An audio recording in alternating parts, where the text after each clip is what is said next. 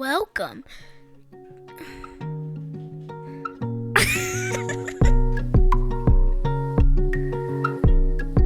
Welcome. You are listening to audio from the table.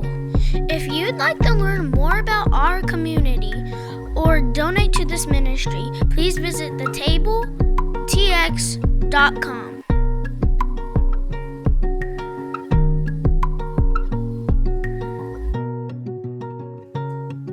Grace and peace, Brett here. Good to be back after 5 Sundays off.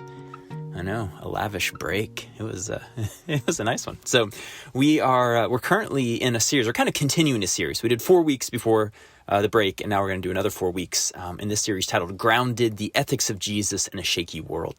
And the premise is basically that as religious engagement fades in our culture, this kind of loss of clarity sets in. We just aren't sure about God anymore. Aren't so sure what the good is. We aren't clear what a good life is all about. We lose a sense of kind of a shared moral order. And we start to resort to highly individualistic visions of what, quote unquote, life success looks like. And unfortunately, in our culture, it seems to be defaulting to the kind of pinnacle of money making and career. It's kind of, that's a good life, So to me, that's a decline. And I think there's kind of signs of this decline all around us, from politicians who are just crap and leaders who are just unashamedly corrupt. I mean, it's gross.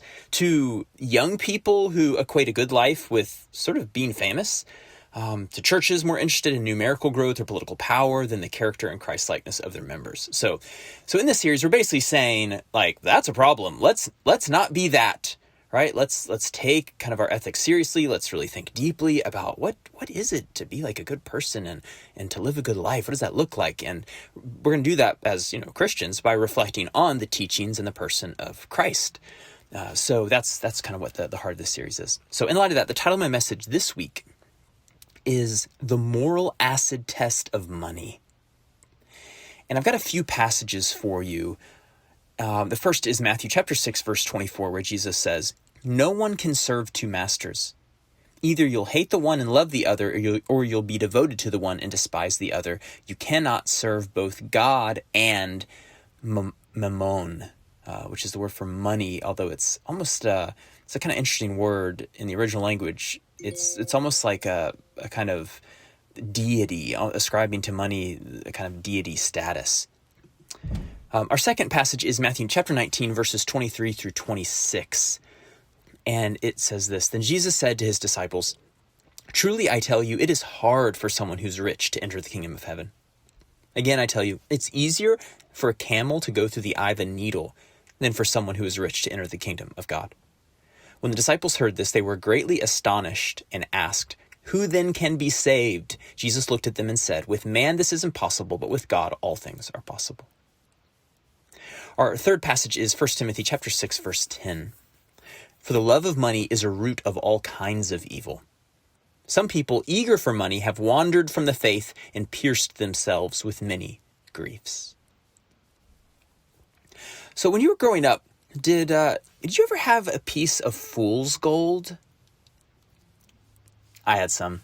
I don't know, maybe every kid in the 90s did. I don't know if this was like a phase or if other generations, is this like a normal thing, for kids to have or get a little fool's? I don't know, but it was kind of a thing for me. I loved my fool's gold and I loved fooling my friends. I would literally carry it in my pocket and I'd be like, "Hey, look, I have gold." And my, fellow 9-year-olds would be like, "Whoa, oh my gosh, gold. How did you get that gold?" Or for those who were, kind of wise to this ruse, they would be like, "Whatever, that's fool's gold," And the latter group was, of course, correct. It was like total fake. Now, I found out later in life that there's a test that actually reveals the difference. And in fact, this is where the phrase acid test comes from.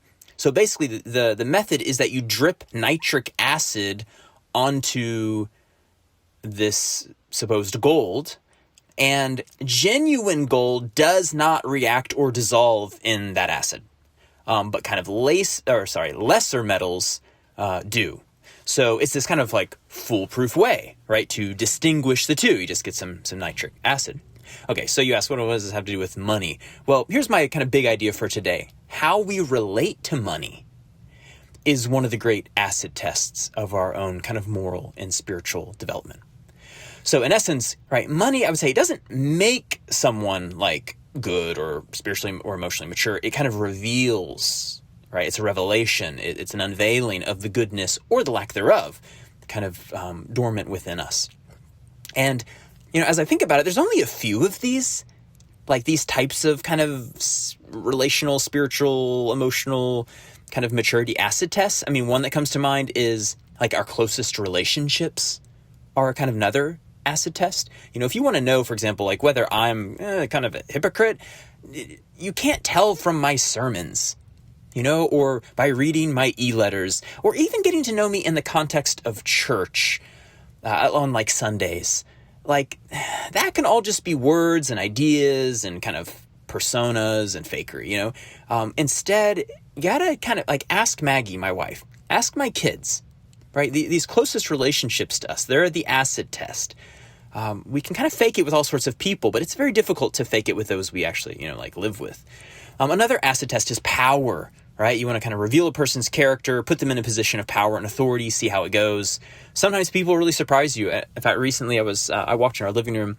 Our kids had this old television show. It was a cartoon, Recess. I grew up watching this. I've been kind of surprised, like how much my kids will engage these like old cartoons. Like they really love this show. And for those who are unfamiliar, it's kind of a genius sort of premise. It's basically like each episode is about a recess session at school. And, all these friends. And so they kind of create this whole like social dynamic on the playground. There's a guy named King Bob who like oversees the whole playground and, kind of keeps order. And but there's this one episode that I was watching with my kids recently where one of the main characters in the show is named Gus. And he's like this total, just kind of like nerdy, pocket protector, mechanical pencils. He says a lot of, things like, hey guys, like says things like that a lot, just kind of just the typical sort of school nerd, whatever. And through a series of circumstances, King Bob has to leave for a few days. So he announces Gus as king. And what happens? Gus, this mild-mannered, little boy, becomes a moral monster. He's demanding cookie tribute from all. And, it's just like he goes crazy with the power. Right? So that's kind of the acid test, right? This power kind of reveals something in us, right? And so it is with money. Money's this acid test. Money, it kind of reveals all. You think you're so spiritual. What's your relationship to money like? Is it kind of running your life? And just to be clear, money can kind of run our life in various ways. In fact, I've been reflecting on the two kind of archetypes of money and how sort of neither one of them is actually off the hook when it comes to this acid test. The two archetypes I've been thinking of are like the spender and the saver. So, right, the spender, this is someone who, gets money and, ooh, it's burning a hole in your pocket. Any spenders listening to this right now? Spenders, yeah, get that money and then also tend to complain that they never have any money, maybe even blame God. They don't have money. Like the Lord just doesn't provide for me. And they're like, Now, funnily enough, the spender may kind of hear those scriptures that we read earlier and feel pretty off the hook, right? Like, that's not me. I'm not greedy.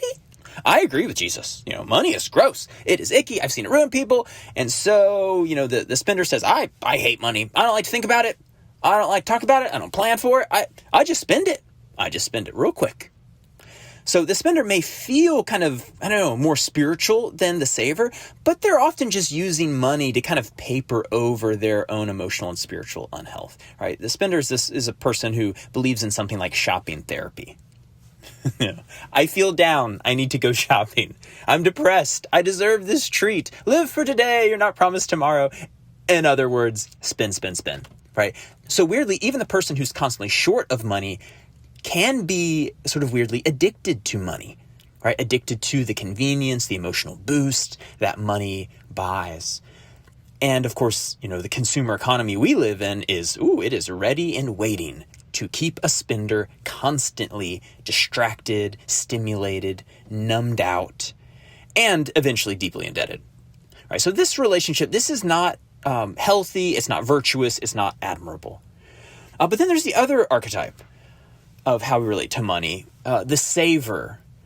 And in our culture, savers are generally kind of lifted up. It's like, yes, this is the way. But you could kind of hear the savers sort of in the crosshairs of those passages from earlier, right? And also, the savers generally despise the spenders, right? They say, those spenders are not planning ahead. They just act like the good times will always be here. Well, let me tell you, they won't, right? Those people, they've never read the book of Proverbs, go to the ant, you sluggard. Consider its ways and be wise. It has no commander, no overseer or ruler, and yet it stores its provisions in summer and gathers its food at harvest. That's Proverbs 6:6-8, right? So be a saver is kind of the lesson there. Or Proverbs 22:7, the borrower is slave to the lender, right? So that's Proverbs, 22:7. So the saver says, would you rather, have your money in the stock market, gaining 10% per year, or have your money in credit card debt, putting you even deeper in the hole, 10% a year, right? You got to learn some financial discipline. You can't just always say yes, yes to your kids, yes to your friends, yes to your parents, yes to no iPhone. You can't live like that.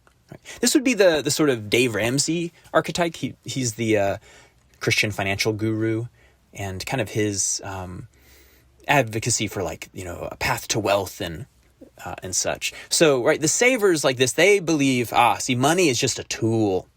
Just a tool. Either compound interest will work in your favor or compounding debt will sink you. Either way, just a tool that you either learn to use or not. The choice is yours. But again, I want to kind of problematize this.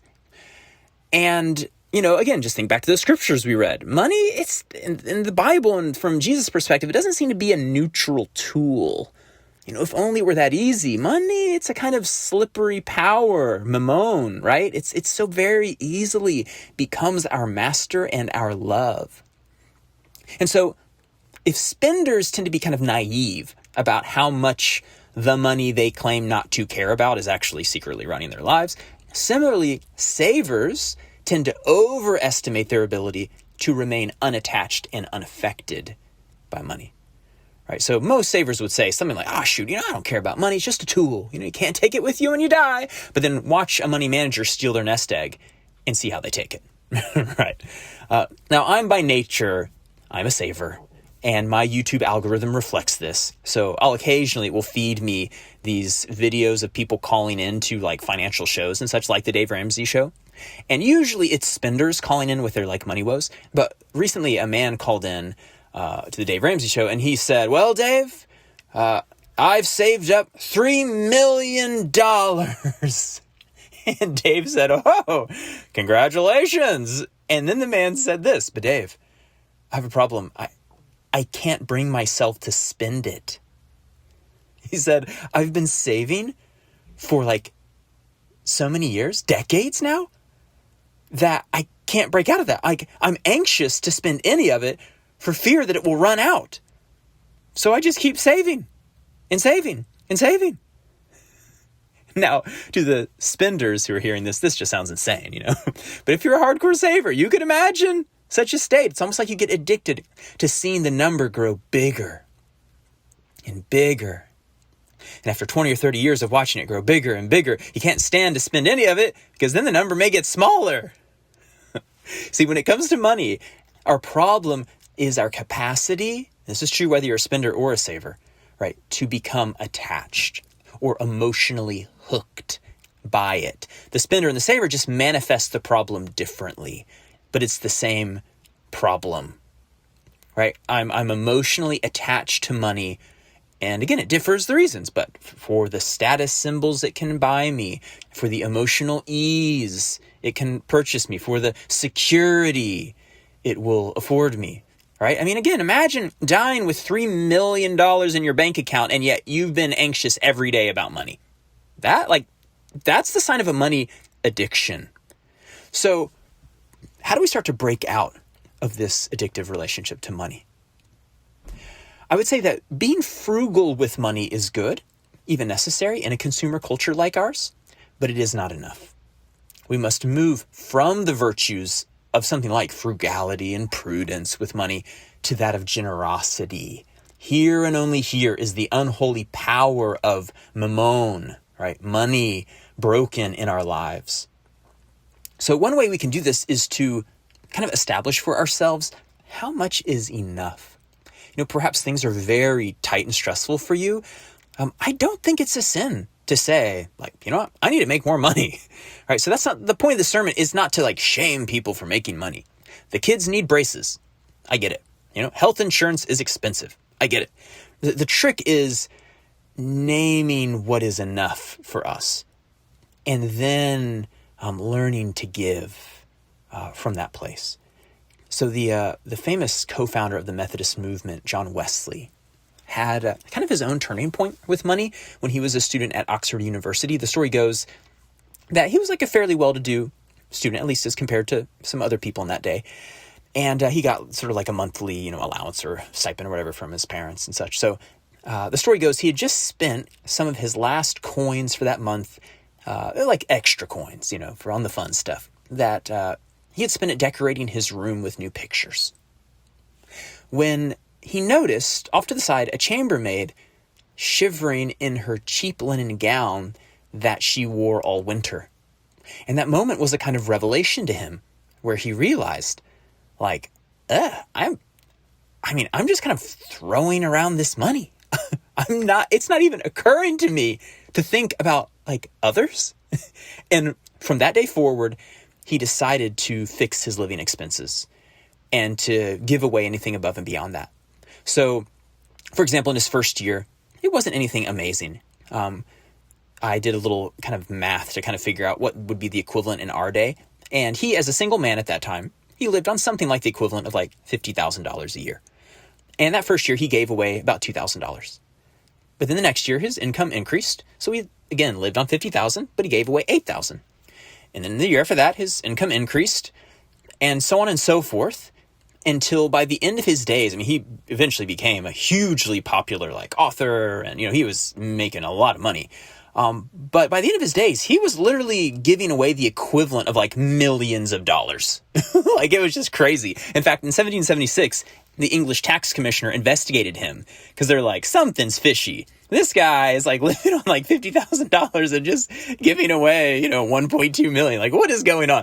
But they investigated him, and, it turned out like, no, he was just kind of living in the way he did, right? He had this famous quote. He said, "Why should I buy more when others lack bread?" This led to his famous money aphorism, which is make all you can, save all you can, give all you can.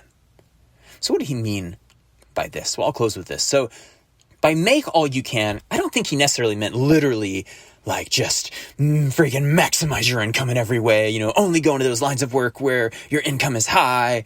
No, I think he meant something more like, hey, with your gifts, with your calling, work hard, be wise, be smart, don't cheat people, be ethical, charge a fair price, get paid a fair wage, make all you can in that sense. And then next, save all you can. This also didn't necessarily mean literally hoard away every penny, right? It meant something more like stop buying useless crap. Stop this consumeristic madness. There's a famous line that I've quoted before from the Tao Te Ching, which says, there is no calamity like not knowing what is enough. I think that's a really good insight. What is enough for you? Is it 60,000? Is it 100,000? Like, ultimately, I don't know. That's only you before God can answer that. But do answer it. And then kind of start to avoid lifestyle inflation way above and beyond that, right? So take care of your family, but do it in a way that's, prudent. Finally, he said, give all you can. So once you're living comfortably, but frugally and wisely, you got some in savings, maybe even some retirement, whatever, like where you're going to be fine, well, then it's enough. It's enough, and start to give and give and give above and beyond that. I was actually listening to a podcast recently where a gentleman, it was it was a kind of financial one, and he was talking about how he had kind of retired early and was doing good. And just in the last few years, the way the market's been, he'd made like even more money. He had basically more money in his retirement than he thought he ever would. And this is definite kind of like first world problem, but he was saying how like he didn't know what to do with the extra. And he's like, I literally don't know. I've just been thinking like, I don't know, maybe we should buy like a separate house, or like a second house. Like that was literally all he could think of to like, I got to spend the money somehow. And I was listening to this and could almost just scream at my iPhone of like, no, you dummy, give. Give. But it's like, it didn't occur to him. He was just kind of, I don't know what to do. Like, no, give, right? It's just the right thing to do. And this, by the way, is also why I'm not a huge fan of the 10% rule of giving, which many churches advocate for. Not only because it seems like it's on very shaky biblical ground, but I think it's also a rule that just doesn't actually map well onto people's lives, right? So for some, giving 10% to like the church or other charities, it is too much. For others, it is far too little. But again, right, that's where you kind of have to do your own soul searching, establish your enough, and be generous from that place. So my prayer for all of us is that our money addiction would be broken, that prosperity and frugality and generosity would be unleashed in our lives, and that we would be transformed. In the name of the Father, the Son, and the Holy Spirit, amen.